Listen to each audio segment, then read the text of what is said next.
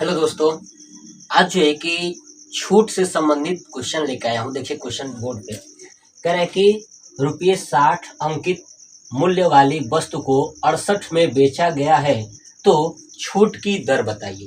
ध्यान से सुनिएगा, यानी कोई वस्तु जो है कि 80 रुपया का है, यानी उस पे एमआरपी, अंकित मूल्य का मतलब होता है एमआरपी। ध्यान सुनिएगा, एमआरपी एमआरपी मतलब होता है मार्केट प्राइस, है ना। मार्केट में बेचने का मूल्य कितना है? 80 रुपया, ठीक है।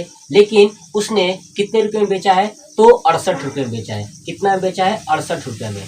तो ध्यान से सुनिए, 80 रुपया जिसका दाम लिखा गया है वो 68 रुपये में बेच रहा है, तो पूछ रहा है कि छूट की दर, यानी कितना छूट करके बेचा है। चलिए मैं आपको क्वेश्चन पहले समझाता हूँ कि छूट क्या होता है। देखिए, जब कभी आप कोई वस्तु खरीदने जाते हैं और उस पर एमआरपी जो लिखा होता है ना, अगर उस एमआरपी से कम करके बेचता है तो उसको बोलते हैं छूट।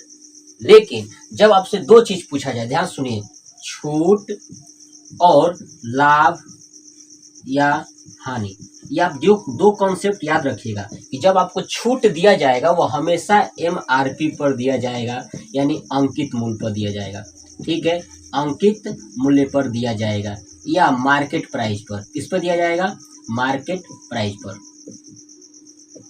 ठीक है, मार्केट प्राइस पर, यानी एमआरपी, अंकित मूल्य, मार्केट प्राइस तीनों एक ही बोलते हैं। यानी जब भी आपको छूट की बात करेगा तो समझ जाइएगा कि एमआरपी वाली बात है। ठीक है, लेकिन जब आपको लाभ या हानि की बात करेगा तो आप ध्यान रखिएगा, ये बात होती है कॉस्ट प्राइस की। कॉस्ट प्राइस, ठीक है, कॉस्ट प्राइस की यानी क्रय मूल्य। क्या बोलते हैं? क्रय मूल्य।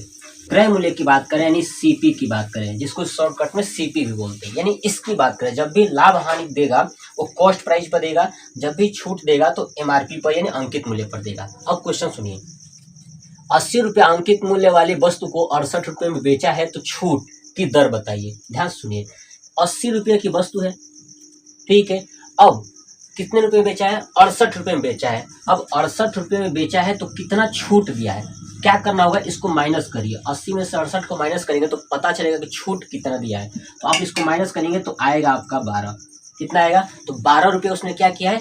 छूट किया है। छूट किया है, ध्यान सुनिए। अब कितने रुपये पर छूट किया है? 80 रुपये पर। ये छूट की दर पूछा है। ध्यान सुनिए, जब भी दर शब्द जुड़ेगा इसका मतलब कि परसेंटेज की बात कर रहा है। दर शब्द जोड़ेगा तो क्या कर रहा है? परसेंटेज की बात कर रहे हैं। तो ध्यान सुनिए, 12 रुपये छूट दिया है तो 12 ऊपर लिखेंगे, कितने रुपये पर दिया है? तो 80 रुपये पर। 80 हमेशा नीचे लिखेंगे और परसेंटेज में लाने के लिए हमेशा 100 से मल्टीप्लाई कर देंगे, हमारा आंसर आ जाएगा। चलिए करते हैं। देखिए, 0 से 0 कैंसिल, 5 से 2 8 और 4 3 यानी 15। कितना परसेंट छूट दिया है?